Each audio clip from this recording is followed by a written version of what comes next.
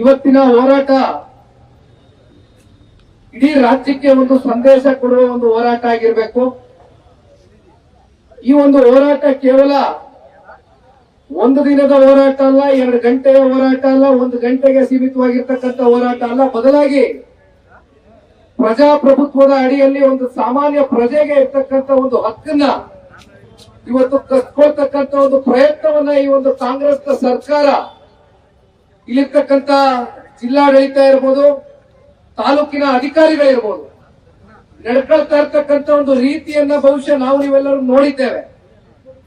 3 ದಿನದ ಹಿಂದೆ ನಡೆದಂತ ಒಂದು ಘಟನೆಯನ್ನ ಇವತ್ತು ಪ್ರಾರಂಭದ ಹಂತದಲ್ಲಿ ನಿಮ್ಮ ಮುಂದೆ ಹಂಚಿಕೊಳ್ಳಿಕ್ಕೆ ಬಯಸ್ತೇನೆ. 3 ದಿನದ ಹಿಂದೆ ನಮ್ಮ BLA 2ಗಳನ್ನ ಬಹುಶಃ 100ಕ್ಕೂ ಹೆಚ್ಚು BLA 2ಗಳು ತಾವು ತಾಲೂಕು ಕಚೇರಿಗೆ ಬಂದ್ರಿ. ತಹಸೀಲ್ದಾರ್ ಅವರು ಒಂದು ಕರೆಯನ್ನ ಕೊಟ್ಟಿದ್ದಾರೆ. FAQಗಳ ಬಗ್ಗೆ ಚರ್ಚೆ ಮಾಡಬೇಕು, ನಿಮ್ಮಲ್ಲಿ ಅವ್ರ ಕಡೆಯಿಂದ ಒಂದು ಸಣ್ಣ ಪುಟ್ಟ ವಿವರಣೆಯನ್ನ ಕೊಡಬೇಕು, ಇದರಲ್ಲಿ ಯಾವ ರೀತಿ ಭಾಗಿಯಾಗ್ತಕ್ಕಂಥದ್ದಕ್ಕೆ ಅಂತಕ್ಕಂಥದ್ದು ಒಂದು ಕಾರ್ಯಾಗಾರವನ್ನು ಮಾಡಬೇಕು ಅಂತಕ್ಕಂಥ ಹಿನ್ನೆಲೆಯಲ್ಲಿ ಒಂದು 15ರಿಂದ 20 ಜನ ಭಾರತೀಯ ಜನತಾ ಪಾರ್ಟಿಯ BLA 2ಗಳು ಬಂದಿದ್ರು. ನಿಮ್ಮೆಲ್ಲರನ್ನು ಇಲ್ಲಿ ಕರೆಸ್ತಾರೆ. ಆದ್ರೆ ಆನ್ ಗ್ರೌಂಡ್ ಮೊದಲನೇ ದಿನ ಆಕ್ಟಿವಿಟಿ ಪ್ರಾರಂಭ ಆಗಿದೆ. PLOಗಳು ಮತ್ತೆ ಕಾಂಗ್ರೆಸ್ನ BLA 2ಗಳು ಇಲ್ಲಿ ತಹಸೀಲ್ದಾರು ನಮಗೆ ದಾರಿ ತಪ್ಪಿಸಿ ಕಳಿಸೋದು. ಅಲ್ಲಿ ನೋಡಿದ್ರೆ ತಳಮಟ್ಟದಲ್ಲಿ, ಹಳ್ಳಿಗಳಲ್ಲಿ, ವಾರ್ಡ್ ಮಟ್ಟದಲ್ಲಿ, ಬೂತ್ಗಳಲ್ಲಿ ಫಾರಂನ ಹಂಚತಕ್ಕಂತ ಪ್ರಕ್ರಿಯೆಗಳು ನಮ್ಮನ್ನ ಬಿಟ್ಟು ದಾರಿ ತಪ್ಪಿಸಿ ಮಾಡಿದ್ರು. ವಿಚಾರ ತಿಳಿತಾ ಇದ್ದಂಗೆ ನಾನು ತಹಸೀಲ್ದಾರ್ ಅವ್ರಿಗೆ ಮಾತಾಡಿದೆ. ಒಂದ್ ಹೆಣ್ಣು ಮಗಳಿದ್ದಾರೆ, ಒಂದ್ ಹೆಣ್ಣು ಮಗಳಿಗೆ ಗೌರವಿತವಾಗಿ ಮಾತನಾಡಬಹುದು, ಮಾತನಾಡ್ತಾರೆ. ಆದ್ರೆ ಒಂದು ಅಧಿಕಾರಿಗಳಾದ ಮಾತ್ರಕ್ಕೆ ನೀವೇನ್ ಮೇಲಿಂದ ಉದು ಬಂದಿರ್ತಕ್ಕಂಥವ್ರಲ್ಲ. ನೀವು ನಮ್ಮಲ್ಲೇ ಜನಸಾಮಾನ್ಯರ ಪರವಾಗಿ ದುಡಿತಕ್ಕಂಥದಕ್ಕೆ ನಿಮ್ಗೆ ಸಿಕ್ಕಿರ್ತಕ್ಕಂಥ ಒಂದು ಅವಕಾಶ ಈ ರೀತಿ ಮತ್ತಿನ್ಯಾರಿಗೋ ಚಾಕ್ರಿ ಮಾಡ್ತಕ್ಕಂಥದಕ್ಕೆ, ಮತ್ತಿನ್ಯಾರೋ ಮುಲಾಜಿಗೆ ಇವತ್ತು ನೀವು ಒಳಗಾಗಿ ನಡ್ಕೊಳ್ತಾ ಇರ್ತಕ್ಕಂಥ ರೀತಿ ಸರಿಯಲ್ಲ ಅಂತಕ್ಕಂಥದ್ದನ್ನ ಅವರ ಲೋಪದೋಷಗಳನ್ನ ಅವ್ರಿಗೆ ದೂರವಾಣಿ ಮೂಲಕ ನಾನು ವ್ಯಕ್ತಪಡಿಸಿದಂತ ಸಂದರ್ಭದಲ್ಲಿ ಪಾಪ ಅಧಿಕಾರಿಗಳು ಎಷ್ಟು ಉತ್ತರದಿಂದ ಮಾತಾಡ್ತಾರೆ ಅಂದ್ರೆ ಲೋಪವೇ ಆಗಿಲ್ಲ ಅಂತಕ್ಕಂಥ ನಿಟ್ಟಿನಲ್ಲಿ ನಮ್ಮನ್ನ ಕನ್ವಿನ್ಸ್ ಮಾಡಕ್ ಬರ್ತಾರೆ. DC ಅವರಿಗೆ ಫೋನ್ ತಗೊಂಡು ಹೇಳಿದೆ, ಸರ್ ಎಚ್ಚರಿಕೆ ಇರಲಿ, ಇದು ಮೊದಲನೇ ಬಾರಿ ಈ ರೀತಿ ನಡೆದಿದೆ, ಮೊದಲನೇ ದಿನ ಆಗಿರೋದಕ್ಕೆ ನಾನು ಸುಮ್ಮನೆ ಆಗ್ತೇನೆ. ಮತ್ತೆ ಪದೇ ಪದೇ ಈ ರೀತಿ ನೀವೇನಾದ್ರೂ ಮುಂದೆ ವರ್ಸಿದ್ರೆ ನಾವು ಬೇರೆ ರೀತಿ ಇವತ್ತು ಬೀದಿಗಿಳಿಬೇಕಾಗ್ತದೆ ಅಂತಕ್ಕಂಥದ್ದ DC ಅವ್ರಿಗೂ ಕೂಡ ಮಾತನಾಡ್ತೇನೆ. ಇಲ್ಲ, ನಾನೊಂದು ವಾಟ್ಸ್ಆಪ್ ಗ್ರೂಪ್ ಕ್ರಿಯೇಟ್ ಮಾಡ್ತೇನೆ, PLOಗಳು ಮತ್ತೆ BLOಗಳನ್ನ ಆ ಗ್ರೂಪ್ ನಲ್ಲಿ ಇಟ್ಟು ನಾನೇ ಪರ್ಸನಲಿ ಅದನ್ನ ಮಾನಿಟರ್ ಮಾಡ್ತೀನಿ ಅಂತಕ್ಕಂಥದ್ದು ಹೇಳಿದ್ರು DC ಅವರು. ತದನಂತರ ನಿನ್ನೆ ಆಗಿರ್ತಕ್ಕಂಥ ಘಟನೆ, ನೈಜ ದೃಶ್ಯಾವಳಿಗಳನ್ನ ತಾವು ನೋಡಿದ್ದೀರಿ. ಮೆಹಬೂಬ್ ನಗರ, ಟಿಪ್ಪು ನಗರ, ಯಾವ್ದಪ್ಪ ನಗರಗಳು, ನನಗೊಂದೊಂದ್ಸಲಿ ಭಯ ಆಗದೇನು ಗೊತ್ತಾ, ರಾಮನಗರ ಹೆಸರು ಮುಂದೆ ರಪ್ಪಿ ತಪ್ಪಿ ರೈಮ್ ನಗರ ಆಗ್ಬಿಡ್ತದೆ ಅಂತಕ್ಕಂಥ ಆತಂಕ ಸೃಷ್ಟಿಯಾಗ್ಬಿಟ್ಟೈತೆ. ತಪ್ಪು ತಿಳ್ಕೊಬೇಡಿ ಹಿಂಗ್ ಅಂತೀನಿ ಅಂತ. ಈ 3 ಮುಸಲ್ಮಾನರ ವಾರ್ಡ್ಗಳಲ್ಲಿ ಸೇರ್ತಕ್ಕಂಥ ಬೂತ್ಗಳೇನಿದೆ, ನಿನ್ನೆ ದಿನ ನಮ್ಮ BLA 2ಗಳು ಪಾಪ ಅಲ್ಲೊಂದು ಜನ ಹೋಗಕ್ಕೂ ಕಷ್ಟ, ಒಳಗಡೆ ಒಂದ್ ರೀತಿ ಭಯದ ವಾತಾವರಣ. ಮುಂದೆ police force deployment, police force ಅಂದ್ರೆ ಸ್ಟೇಟ್ ಪೊಲೀಸ್ ಫೋರ್ಸ್ ಆಗೋದಿಲ್ಲ, ಪಾಪ ಎಲ್ಲ ಶಾಮೀಲಾದವರಲ್ಲ. ಮುಖ್ಯಮಂತ್ರಿಗಳ ಅಡಿಯಲ್ಲಿ ಹೇಳಿದ್ರಲ್ಲ ಮನೆಯಣ್ಣ, ಚಾಕ್ರಿ ತೊಳೆಯಕ್ಕಿರಿ ನೀವು ಅಂತ, ಅಷ್ಟಕ್ಕೆ ಲಾಯಕು.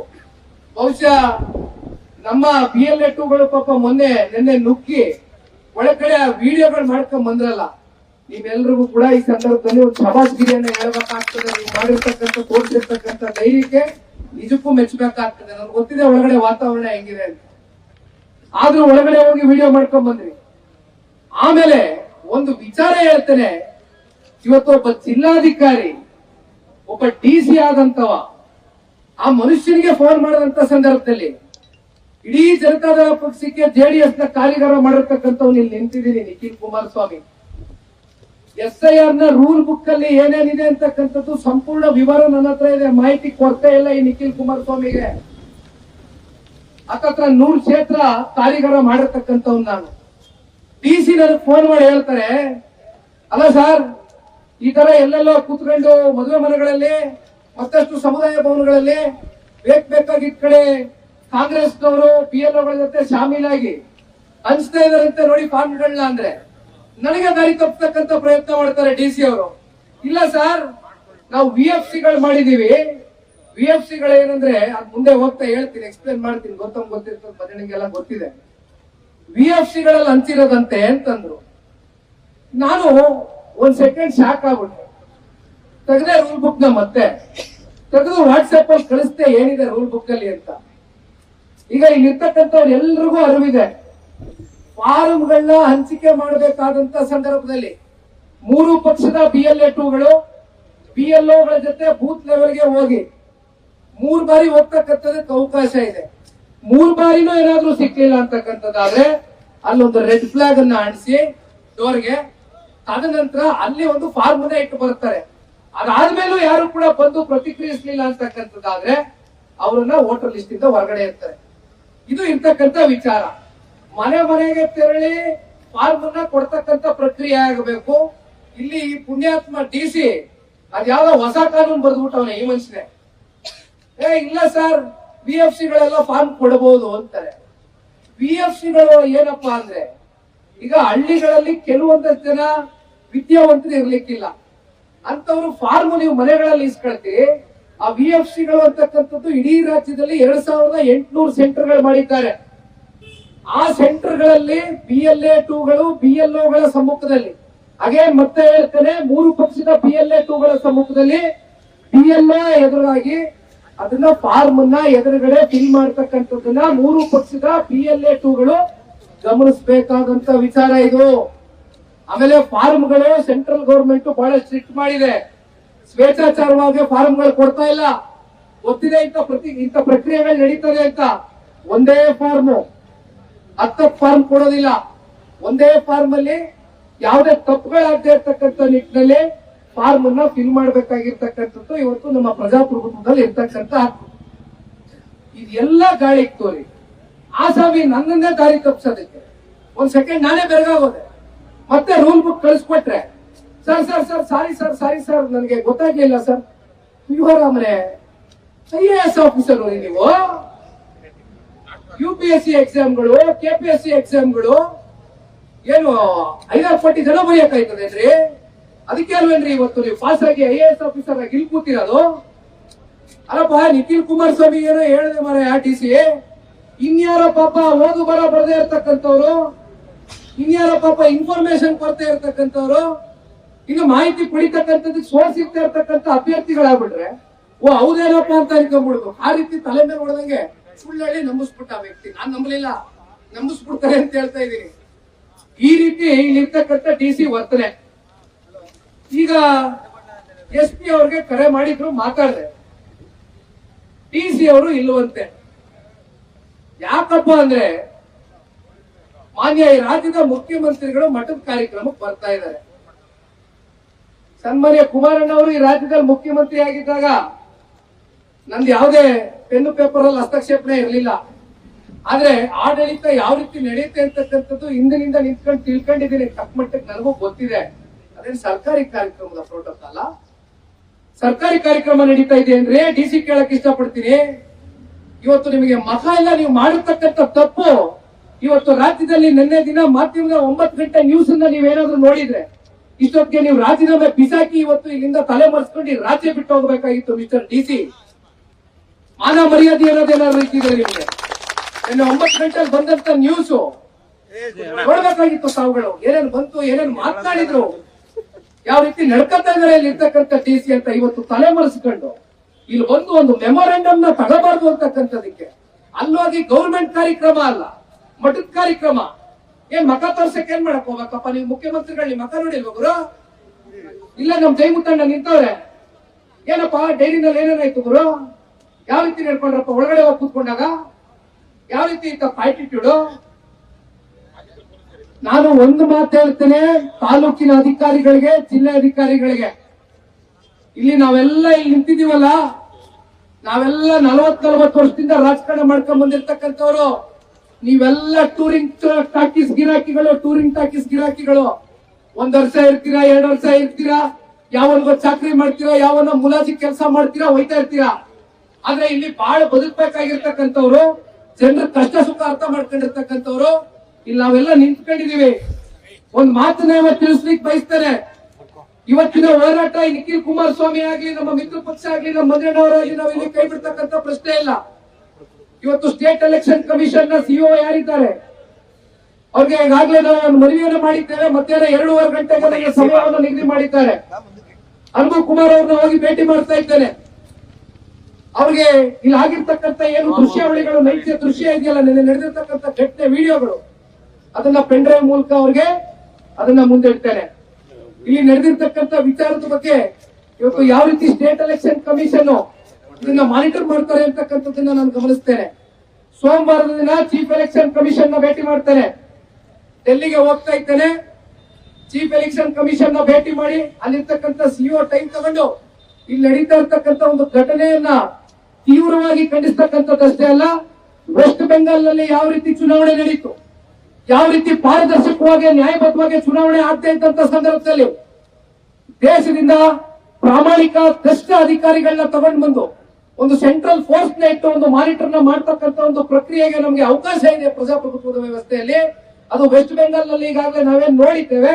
ಅದನ್ನ ಕರ್ನಾಟಕ ರಾಜ್ಯದಲ್ಲಿ ನೀವು ಅನ್ಕೊಂಡಿದ್ದೀರಿ ಇದು ಕೇವಲ ನಿನ್ನೆ ರಾಮನಗರದಲ್ಲಿ ನಡೆದಿರ್ತಕ್ಕಂಥ ಒಂದು ಘಟನೆ ಅಂತ. ಆದ್ರೆ ವಾಸ್ತವದಲ್ಲಿ ಇವತ್ತು ರಾಜ್ಯದಲ್ಲಿ ನಿನ್ನೆ ನನಗಿಂತ ಬಂದಿರತಕ್ಕಂಥ ಸುದ್ದಿ 20-25 ವಿಧಾನಸಭಾ ಕ್ಷೇತ್ರದಲ್ಲಿ ಒಂದ್ ಕಡೆ ಪಾವುಗಡದಲ್ಲಿ ಹಿಂಗಾಗಿದೆ, ಒಂದ್ ಕಡೆ ಆ ಪಕ್ಕದ ಇಲ್ಲೇ ಇದೆಯಲ್ಲ ಸ್ವಾಮಿ ಲೆಟ್ಟು ಜೀನ್ಸು, ಇಲ್ಲೇ ಐತಲ್ಲ ಒಂದ್ ಜೀನು, ಕೆಟ್ಟ ಜೀನು, ಕುಣಿಗಲ್ ಜೀನು, ಇವರೆಲ್ಲ ಡಾಕ್ಟರ್ ಅಂತೆ. ಅದ್ ಯಾವ ತರ ಡಾಕ್ಟರ್ ನನಗೆ ಗೊತ್ತಿಲ್ಲಪ್ಪ, ಅದ್ ಯಾರನ್ನ ಆಪರೇಷನ್ ಮಾಡ್ತಾರೋ ಗೊತ್ತಿಲ್ಲ. ಅಲ್ಲಿ ಕುಣಿಗಲ್ಲಲ್ಲಿ, ಅರ್ಕಲ್ಗೂಡಲ್ಲಿ, ಪಾವುಗಡದಲ್ಲಿ, ರಾಜ್ಯದ ಅನೇಕ ಮೂಲೆಗಳಲ್ಲಿ ಇದಾಗಿದೆ. ಮಂಜಣ್ಣವರು ಒಂದು ಹೇಳ್ತಾ ಇದ್ರು, ಯಾವ್ದಣ್ಣ ಅದು ಡಿಸೈನ್ ಬಾಕ್ಸ್ ಸ್ಟುಡಿಯೋ ಇಟ್ಕೊಂಡವ್ರೆ, ಬರೀ ಇಂತ ಕೆಲಸನೇ. ಇಲ್ಲಿ ಯಾವನ್ಗೋ ಒಬ್ಬರು ಕೊಟ್ಟವ್ರೆ ಮೇಲುಸ್ತುವಾರಿ. ನಿನ್ನೆ ಪಾಪ ಮಾನ್ಯ ಮುಖ್ಯಮಂತ್ರಿಗಳಿಗೆ ಹೇಳ್ತಾರೆ, ಇಲ್ಲಿ ಪಾಪ ಇಲ್ಲಿ ಇರ್ತಕ್ಕಂಥ ಒಬ್ಬ ಜನಪ್ರತಿನಿಧಿ ಪಾಪ ಭಗವಂತ ಆರೋಗ್ಯ ಸರಿ ಮಾಡಿ ಬೇಗ ಬರ್ಲಿ, ನಾವೆಲ್ಲ ಜನ ಎಲ್ಲ ನೋಡ್ಬೇಕು ಅಂತ ಕಾಯ್ತಾ ಇದಾರೆ ಅವ್ರನ್ನೆಲ್ಲ ಪ್ರಶ್ನೆ ಕೇಳೋದಕ್ಕೆ. ಆರೋಗ್ಯದ ವಿಚಾರದಲ್ಲಿ ನಾವೆಲ್ಲರೂ ಅವ್ರ ಜೊತೆಲಿದ್ದೀವಿ.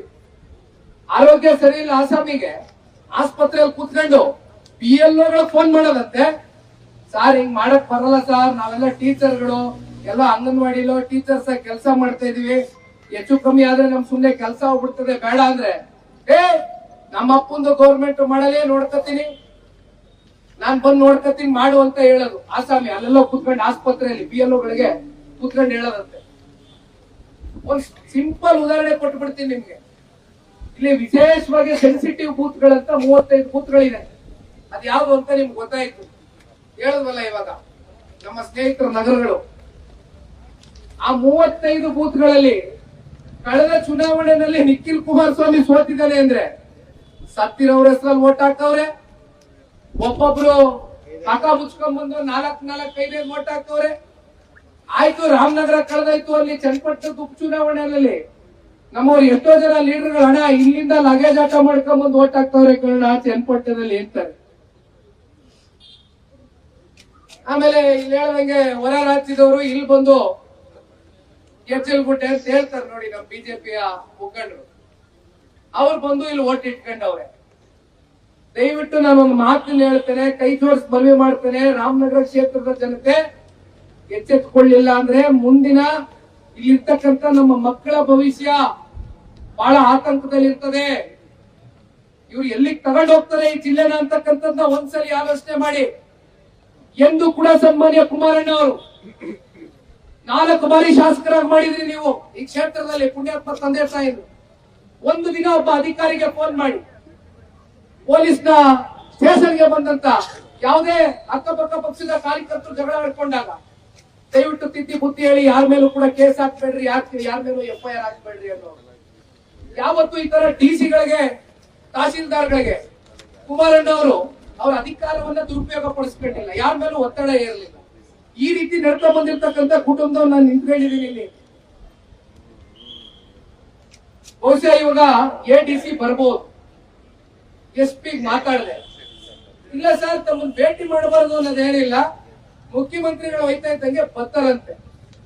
ನಾನೇನಪ್ಪ ಮಾಡ್ಲಿ, ನಾನೇನ್ ಬಿಟ್ಟಿಗೆ ಬಿದ್ದಿದ್ದೀನಾ?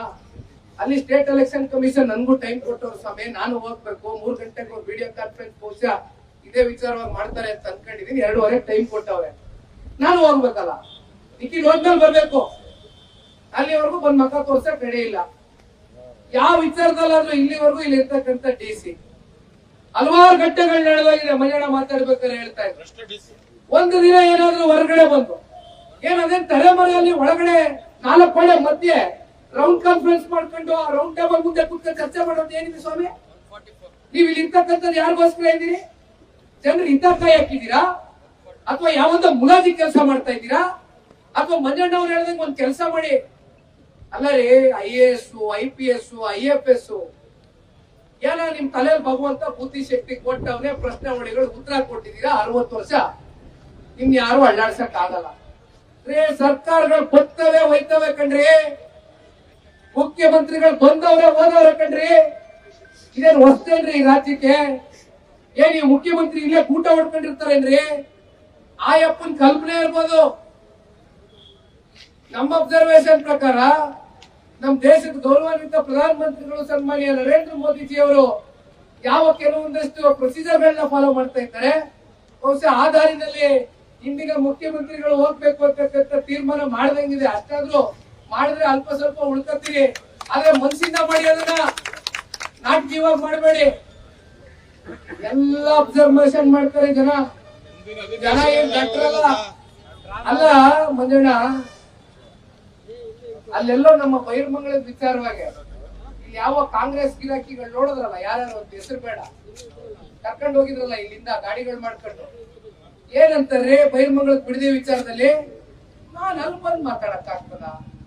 ಇವರಮ್ರೆ ಅಲ್ಲೆಲ್ಲೋ ಹಾರೋಳ್ಳಿ ಹೊರವಾಡಿಗೆ ಬಂದ್ಬಿಟ್ಟು ಆತ ಪಕ್ಕದಲ್ಲಿ ಕ್ಯಾಂಡಿಡೇಟ್ ನಿಲ್ಸ್ಕೊಂಡ್ಬಿಟ್ಟು, ಇವನೆಲ್ಲ ಕ್ಯಾಂಡಿಡೇಟ್, ನಾನು ಈ ಜಿಲ್ಲೆ ಮಗ, ನಾನು ನನ್ನ ನೋಡ್ಕೊಂಡು ಓಟ್ ಹಾಕ್ರಿ, ನಾನ್ ಮುಖ್ಯಮಂತ್ರಿ ಆಗ್ತಕ್ಕಂಥದ್ದಕ್ಕೆ ಒಳ್ಳೆ ಅವಕಾಶ ಐತೆ, ಒಳ್ಳೆ ವಾತಾವರಣ ಐತೆ, ಇವನೆಲ್ಲ ಕ್ಯಾಂಡಿಡೇಟ್ ನಾನು ಅಂತ ಓಟ್ ಹಾಕ್ಸ್ಕೊಂಡಂತ ಆಸಾಮಿ ಈಗ ಪಾಪ ಬೈರ್ಮಂಗ್ಳಕ್ ಬರಕ್ಕಾಗಲ್ಲ ಒಬ್ರು? ನಾನ್ ಬೈರ್ಮಂಗ್ಳಕ್ ಬರಕ್ಕಾಗತ್ತಾ ಇಷ್ಟು ಲಘುವಾಗೆ? ಇದೇ ಪ್ರಜಾಪ್ರಭುತ್ವ. ನಮ್ಮ ದೇಶದ ಜನರಲ್ಲಿ ಇರ್ತಕ್ಕಂಥ ಹಕ್ಕನ್ನ ಯಾರು ಕೂಡ ಕಿತ್ಕೊಳಕ್ ಆಗೋದಿಲ್ಲ. ಅಲ್ಲಿ ನೋಡಿದ್ರೆ ಆ ಪುಣ್ಯಾತ್ಮ ಇವರ ಸೋಕಾಲ್ಡ್ ಗಾಂಧಿ ಕುಟುಂಬದ ಒಂದ ಕುಡಿ ಅಲ್ಲೆಲ್ಲೋ ನಿಂತ್ಕೊಂಡು ಎಂತದದು ಓಟ್ ಚೋರಿ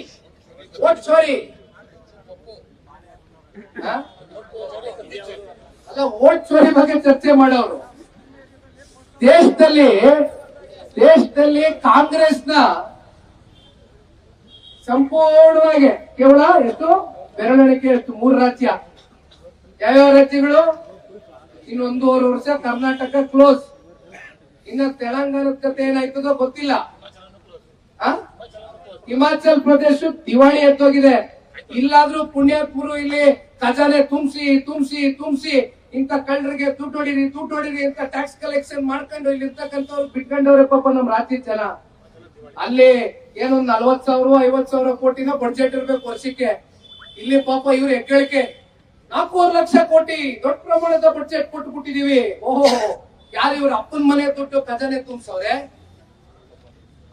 ಇಲ್ಲಿ ಇನ್ನೊಂದು ವಿಚಾರ ಏನಂದ್ರೆ, ನಮ್ ಮಂಜಣ್ಣಂಗೆ ಹೇಳ್ತಾ ಇದ್ದೆ, ಮಂಜಣ್ಣ ನಮ್ ಜಿಲ್ಲೆಯಲ್ಲಿ ಇರ್ತಕ್ಕಂಥ ನಮ್ ರಾಜ್ಯದ ಗೌರವಾನ್ವಿತ ಮುಖ್ಯಮಂತ್ರಿಗಳು ಯಾವ ಪ್ರಾಜೆಕ್ಟ್ ಕೂಡ 30,000 ಕೋಟಿಗಿಂತ ಕಮ್ಮಿ ಮಾಡ್ತಕ್ಕಂಥದ್ದೇ ಇಲ್ಲ.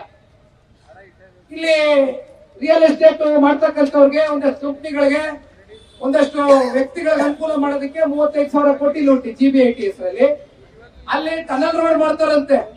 ಅಲ್ಲಿ ಲಾಲ್ಬಾಗ್ ಅಲ್ಲಿ ಹೆಚ್ಚು ಕಮ್ಮಿ 6 ಎಕರೆ ಹೊಂಟೋಯ್ತದೆ ಅಂತ ಅಲ್ಲಿ ಎನ್ವಿರಾನ್ಮೆಂಟಲಿಸ್ಟ್, ಅಲ್ಲಿ ಇರ್ತಕ್ಕಂಥ ದಿನನಿತ್ಯ ಓಡಾಡ್ತಕ್ಕಂಥ ಜನಸಾಮಾನ್ಯರು ಎಲ್ಲ ವಿರೋಧ ಮಾಡ್ತಾರೆ. ಅದು 30,000 ಕೋಟಿ ಪ್ರಾಜೆಕ್ಟ್ ಅಂತೆ, ಟನಲ್ ಪ್ರಾಜೆಕ್ಟ್. ಯಾರು ಓಡಾಡಕ್ಕೆ? ಬಡವ್ರಿಗಲ್ಲ, ಶ್ರೀಮಂತರು ಓಡಾಡಕ್ಕೆ ಪ್ರಾಜೆಕ್ಟ್ ಅಂತೆ. ಇನ್ನ ಅಲ್ಲಿ ಯಾವ್ದೋ ಕಸ ಹೊಡಿಸ್ತೀನಿ ಅನ್ಬಿಟ್ಟು 30 ವರ್ಷದ ಟೆಂಡರ್, 30 ವರ್ಷದ ಲೀಸ್ ಯಾರಾದ್ರೂ ಟೆಂಡರ್ ಕೊಟ್ಟಿದ್ದಾರೆ ಅಂದ್ರೆ ಇಲ್ಲಿವರೆಗೂ? ಅದೊಂದು 30,000 ಕೋಟಿ ಪ್ರಾಜೆಕ್ಟ್. ಒಟ್ಟಿನಲ್ಲಿ ಒಂದು ಕಮಿಟ್ಮೆಂಟ್ ಗಟ್ಟಿಯಾಗಿ ನಾಡಿನ ಜನತೆ ಪರವಾಗಲ್ಲ, ಗಾಂಧಿ ಕುಟುಂಬಕ್ಕೆ ಕೊಟ್ಟು ಬಂದಂಗಿದೆ. 30,000 10%, 90,000 ಇಂಟು 10% ಎಷ್ಟಾಯ್ತು? 9,000 ಕೋಟಿ. ಸಾಕಲ್ವಾ ಚುನಾವಣೆ ಮಾಡಕ್ಕೆ? ಸಾಕಲ್ವಾ ಕಾರ್ಡ್ ಹಂಚಕ್ಕೆ? ರಾತ್ರಿ 3 ಗಂಟೆ 4 ಗಂಟೆಲಿ ಬಂದು ನ್ಯಾಯಬದ್ಧ ಚುನಾವಣೆ ಮಾಡಿದ್ರ? ರಾಮನಗರದಲ್ಲಿ, ಮಾಗಡಿನಲ್ಲಿ, ಕುಣಿಗಲಲ್ಲಿ ಯಾರಪ್ಪ ಕೊಟ್ಟವರು ನಿಮ್ಗೆ ಐಡಿಯಾನ? ಅವರೆಲ್ಲ ಚೋರ್ ಗುರು ಚಂಡಾಳ ಶಿಷ್ಯಂದ್ರಗಳು, ಚೋರ್ ಗುರು ಚಂಡಾಳ ಶಿಷ್ಯಂದ್ರಗಳು. ಏನ್ ಒಳ್ಳೆ ಐಡಿಯಾಗಳು ಕೊಡ್ತಾರ? ಅಲ್ಲ ಪಾಪ ಕಾರ್ಡ್ ಕೊಟ್ರಿ ಸರಿ, ಈಸ್ಕೊಂಡಂತ ಅಮಾಯಕರಿಗೆ 5,000 ರೂಪಾಯಿ ಕೂಪನ್ ಬರ್ತದೆ ಅಂತ ಖುಷಿಲಿ ಕೊಟ್ಬಿಟ್ಟು ಕೊನೆಗೆ ಮಂಜಣ್ಣಂಗ್ ಗೊತ್ತು ನಮ್ಗೆ ಗೊತ್ತು ಸೈಲೆಂಟ್ ಆಗಿ ರಾತ್ರಿ ಹೋಗೋದು. ಸ್ವಲ್ಪ ಕಾರ್ಡ್ ಕೊಡ್ತೀರಾ, ಸ್ವಲ್ಪ ಕಾರ್ಡ್ ಕೊಡ್ತೀರಾ ಅಂತ ವಾಪಸ್ ಜೇಬ್ ಹಾಕ ಬಂದಿದ್ದಾರೆ. 5,000 ರೂಪಾಯಿಯೂ ಇಲ್ಲ ಪಾಪ. ಯಾವ ಒಂದಷ್ಟು ಜನ ಮುಕ್ತ ಜನತೆ ಓಟ್ ಹಾಕ್ತಂತವ್ರಿಗೆ ದಾರಿ ತಪ್ಪಿಸಿ ಕ್ಲೋಸ್ ಮಾಡಿ. ಈಗ ಇಲ್ಲಿ 35 ಬೂತು ಇಂಟು ನಾನು ಹೇಳ್ದಂಗೆ ಒಂದ್ 600 ಓಟ್ ಹೊಡ್ಕೊಂಡ್ಬಿಟ್ರು ಒಂದ್ ಕಡೆ. ಕಳೆದ ಬಾರಿ ಹೊಡೆದಂಗೆ ಎಷ್ಟಾಯ್ತು ಲೆಕ್ಕ? 20,000 ಲೆಕ್ಕ. 20,000 ಲೆಕ್ಕ. 20,000 ಲೆಕ್ಕ. ನಾವ್ ಎಷ್ಟಲ್ಲಿ ಸೋತೀವಿ ಹೇಳೋರು ಯಾಕೆ? ಈಗ SIR ನೋಡೋಣ. ನಿಮ್ಮೆಲ್ರಿಗೂ ಗೊತ್ತಿರಬಹುದು, ಒಂದಷ್ಟು ಜನಕ್ಕೆ ಗೊತ್ತಿಲ್ಲ. ಸ್ವಾತಂತ್ರ್ಯ ಬಂದಾಗಿದ್ದ 6 ಸಲ SIR ಆಗಿದೆ ಇಲ್ಲಿವರೆಗೂ. ಅದರಲ್ಲಿ ಅತಿ ಹೆಚ್ಚು ಕಾಂಗ್ರೆಸ್ನ ಆಡಳಿತದ ಸಮಯದಲ್ಲೇ ಆಗಿರ್ತಕ್ಕಂಥದ್ದು. ಈಗ SIR 2002ರಿಂದ ಈಚೆಗೆ 24 ವರ್ಷ ಆಗಿತ್ತಾಗಿ. ಇಡೀ ದೇಶದಲ್ಲಿ ನೀವು ನೋಡ್ಕೊಂಡ್ ಬಂದಿದ್ದೀರಿ. ಒಂದು ಕ್ಲೀನ್ ಅಪ್ ಪ್ರಾಸೆಸ್ ಆಗ್ಬೇಕಾಗಿದೆ. ಎಲ್ಲೆಲ್ಲಿ ಸುಳ್ಳು ಮತದಾನ ಮಾಡ್ತಾ ಇದ್ದಾರೆ, ಎಲ್ಲೆಲ್ಲಿ ಡೆತ್ ಆಗಿರ್ತಕ್ಕಂಥ ಹೆಸರು ಮತದಾನ ನಡೀತಾ ಇದೆ, ಎಲ್ಲೆಲ್ಲಿ 2 ಕಡೆ ವೋಟಿಂಗ್. ನಿಮ್ಗೆ ಎಲ್ಲರೂ ಗೊತ್ತಿಲ್ವಾ? ಎಷ್ಟೇ ಜನ ಇಟ್ಕೊಂಡಲ್ಲಿ 2 ಕಡೆ ವೋಟಿಂಗ್ ಸಿಸ್ಟಮ್ಗಳು ಜನ ಗೊತ್ತಿಲ್ವಾ? ಇದೆಲ್ಲ ಕಡಿವಾಣ ಆಗ್ಬೇಕಾ ಬೇಡವಾ? ನ್ಯಾಯಬದ್ಧವಾಗಿ ಪಾರದರ್ಶಕವಾಗಿ ಪ್ರಜಾಪ್ರಭುತ್ವದ ಅಡಿಯಲ್ಲಿ ಚುನಾವಣೆ ಆಗ್ಬೇಕಾ ಬೇಡವಾ? ಇದನ್ನು ವಿರೋಧಿಸೋದೇನಿದೆ? ನಿಜವಾಗ್ಲೂ ವಿರೋಧಿಸಬೇಕು ಅಂದ್ರೆ ರಾಹುಲ್ ಗಾಂಧಿ ಅವ್ರಿಗೆ ರಾಮನಗರ ಈ ಪುಣ್ಯ ಜಿಲ್ಲೆನಲ್ಲಿ ಒಂದು ಕರೆ ಕೊಡ್ಲಿಕ್ಕೆ ಬಯಸ್ತೇನೆ. ಡೆಲ್ಲಿಗೆ ಬರ್ತಾ ಇದ್ದೀನಿ, ರಾಹುಲ್ ಗಾಂಧಿ ಅವರು ಇಂಗ್ಲಿಷ್ ಅಲ್ಲಿ ಪ್ರೆಸ್ ಮೀಟ್ ಮಾಡ್ತೀನಿ. ಪಾಪ ನಿಮ್ ಕನ್ನಡ ಅರ್ಥ ಆಗ್ಲಿಕ್ಕಿಲ್ಲ. ಬಂದು ಡೆಲ್ಲಿನಲ್ಲಿ ಕೂತ್ ಮಾತಾಡ್ತೇನೆ ಸೋಮವಾರ ದಿನ. ದಯವಿಟ್ಟು ಎಚ್ಚೆತ್ಕೊಳಕ್ ಹೇಳಿ. ನಾವು ಕೈ ಕಟ್ಟೆ ಹಾಕೊಂಡು JDS ನವರಾಗ್ಲಿ, ನಮ್ಮ ಮಿತ್ರ ಪಕ್ಷ ಭಾರತೀಯ ಜನತಾ ಪಾರ್ಟಿಯವರಾಗ್ಲಿ ಇದನ್ನ ಬಟ್ಟೆ ಕಟ್ಕೊಂಡು ಕೂತ್ಕೊಳ್ತಕ್ಕಂಥದಕ್ಕೆ ನಾವೇನ್ ಸಿದ್ರಿಲ್ಲ. ನಮಗೆ ಸಿಕ್ಕಬೇಕಾಗಿರ್ತಕ್ಕಂಥ ನ್ಯಾಯಬದ್ಧವಾದಂತ ಹಕ್ಕು, ನ್ಯಾಯಬದ್ಧವಾಗಿ ಆಗ್ಬೇಕಾಗಿರ್ತಕ್ಕಂಥ ಪ್ರಕ್ರಿಯೆ ಇದು ಆಗ್ಲೇಬೇಕು. ಇದು ಮಾಡೇ ತೀರ್ತೀವಿ. ಇದಕ್ಕೆ ಯಾರು ಕೂಡ ಅಡ್ಡಿಪಡಿಸ್ಲಿಕ್ಕೆ ಆಗೋದಿಲ್ಲ. ಹಾಗಾಗಿ ನಾನು ನಿಮ್ಮೆಲ್ಲರಲ್ಲೂ ಒಂದು ಮನವಿ ಮಾಡ್ತಕ್ಕಂಥದ್ದು, ಇವತ್ತು ನಿನ್ನೆ ರಾತ್ರಿ ದಿನ ಹೇಳಿದ್ದಕ್ಕೆ ಮುಖಂಡರುಗಳು ಬಂದಿದ್ದೀರಿ. ನಾಳೆ ಕ್ಷೇತ್ರದ ಜನತೆಗೂ ಕೂಡ ಮಾಧ್ಯಮದ ಮಿತ್ರರ ಮೂಲಕ ಇಡೀ ರಾಜ್ಯಕ್ಕೆ ಇವತ್ತು ಏನ್ ನಡೀತಾ ಇದೆ ಈ ರಾಜ್ಯದಲ್ಲಿ ಅಂತಕ್ಕಂಥ ಒಂದು ಸಂದೇಶವನ್ನ ಕಳಿಸ್ತಕ್ಕಂಥದಕ್ಕೆ ತಾವು ಕೂಡ ಒಂದು ಭಾಗವಹಿಸಿ ಇವತ್ತು ಈ ಒಂದು ಹೋರಾಟದಲ್ಲಿ ಪಾಲ್ಗೊಂಡಿದ್ದೀರಿ. ಇವತ್ತು ಇಲ್ಲಿಂದ ಒಂದು ಹೊಸ ಅಧ್ಯಾಯ, ಇದನ್ನ ಎಲ್ಲ ಕಡಿವಾಣ ಆಗ್ತಕ್ಕಂಥದಕ್ಕೆ ಇಂದಿನಿಂದ ಪ್ರಾರಂಭ ಮಾಡ್ತಾ ಇದ್ದೇವೆ 2 ಪಕ್ಷದವರು. ಹಾಗಾಗಿ ನೀವೆಲ್ಲರೂ ಗಟ್ಟಿಯಾಗಿರಿ. ಮತ್ತೊಮ್ಮೆ ಹೇಳ್ತೇನೆ, ಇಂಥ ಪ್ರಕ್ರಿಯೆಗಳು ನಾವು ಕೇಳ್ತಕ್ಕಂಥದ್ದು 2-3 ವಿಚಾರಗಳಿದೆ, ಅಂತಿಮಗೊಳಿಸ್ತೀವಿ. ದಯಮಾಡಿ ಮಾಧ್ಯಮದ ಸ್ನೇಹಿತರು ತಿಳ್ಕೊಬೇಕು.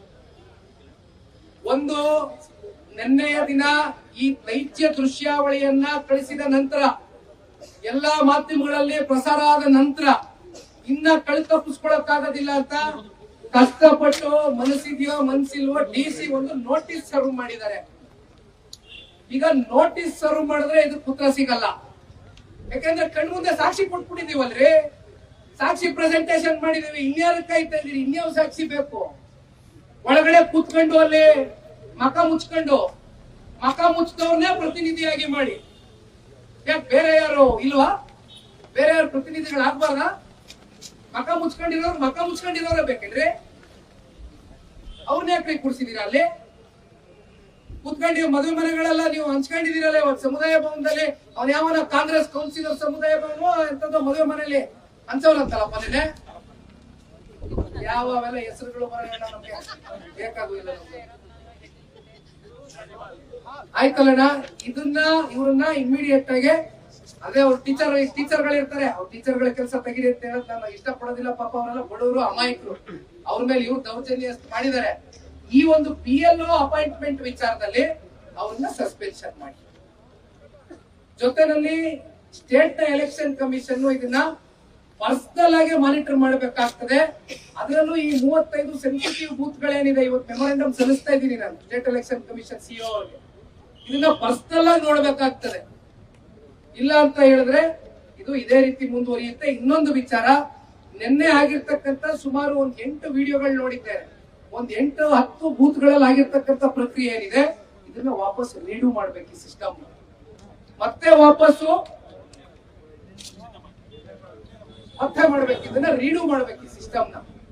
ಈ ಮೂರು ವಿಚಾರವನ್ನ ನಾನು ಮಾಧ್ಯಮದ ಮೂಲಕ, ಯಾಕಂದ್ರೆ ನೋಡಿ ಇವತ್ತೆಲ್ಲ ಬೀದಿಲ್ ನಿಂತು ಮಾತಾಡ್ಬೇಕು, AC ರೂಮ್ ಅಲ್ಲಿ ಕೂತವ್ರೆಲ್ಲ ಆರಾಮಾಗಿ ಕೂತವ್ರೆ. ಈಗ DC ಹೇಳಿದ್ರೆ ADC ಅಳ್ಳಾಡಿಸ್ಕೊಂಡ್ ಬರ್ತಾರೆ. ಆಯ್ತು, ನಾನು ಉಳಿಸ್ಕೊಳಕ್ಕೆ ನಾನಿರೋದು ನಾನು ಕೊಟ್ಬಿಡಿ, ನಾ ಇಸ್ಕೊಯ್ತೀನಿ, ಹೆಂಗೋ ನಮ್ಮ ಯಜಮಾನ್ರು ಕೈಬಡಿ ಅಂತ ಒಬ್ಬ ಬರ್ತಾರೆ.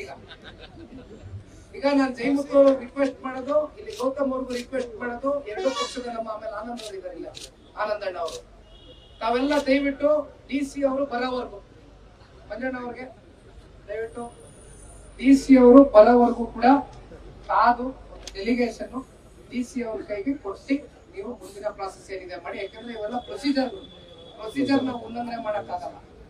ಹಾಗಾಗಿ ನಮ್ ಕಡೆಯಿಂದ ನಾವೇನೇನ್ ಮಾಡ್ಬೇಕು ಮಾಡೋಣ, ಮಿಕ್ಕಂತದ್ದು CEC ನ ಹೋಗಿ ಅಪ್ರೋಚ್ ಮಾಡಿ, ಇಲ್ಲಿ ಆಗ್ತಾ ಇರ್ತಕ್ಕಂಥ ಅನ್ಯಾಯದ ಬಗ್ಗೆ ಚರ್ಚೆ ಮಾಡಿ, ಯಾವ ರೀತಿ ರಕ್ಷಣೆ ಪಡಿಬೇಕು ಕನ್ನಡ ನಾಡಿನ ಜನತೆ, ಯಾವ ರೀತಿ ನ್ಯಾಯಬದ್ಧವಾಗಿ ಪಕ್ಷಾತೀತವಾಗಿ ಮತ್ತೆ ಪಾರದರ್ಶಕವಾಗಿ ಈ ಒಂದು ಪ್ರಾಸೆಸ್ ನಡೀಬೇಕು. ಅಲ್ಲಿವರೆಗೂ ಗಟ್ಟಿಯಾಗಿ ಹೋರಾಟ ಮಾಡೋಣ. ಮತ್ತೆ ಇಂಥ ವಿಚಾರಗಳು JDS ನ ಮುಖಂಡರಿಗೂ ಕೈ ಜೋಡಿಸಿ ಮನವಿ ಮಾಡ್ತೀನಿ, BJP ನ ಸ್ನೇಹಿತರಿಗೂ ಕೈ ಜೋಡಿಸಿ ಮನವಿ ಮಾಡ್ತೀನಿ. ಇಂಥವು ಯಾವ್ದಾದ್ರು ತಮ್ಮ ಗಮನಕ್ಕೆ ಬಂದ್ರೆ ದಯವಿಟ್ಟು ಫೋನ್ ಇದೆ, ವಿಡಿಯೋ ಮಾಡಿ, ಫೋಟೋ ಮಾಡಿ, ಇಮಿಡಿಯೇಟ್ ಆಗಿ ಅಪ್ಲೋಡ್ ಮಾಡಿ, ಅಪ್ಡೇಟ್ ಮಾಡಿ, ಅಲ್ಲಿಗೆ ನಾವೇ ಬರ್ತೀವಿ.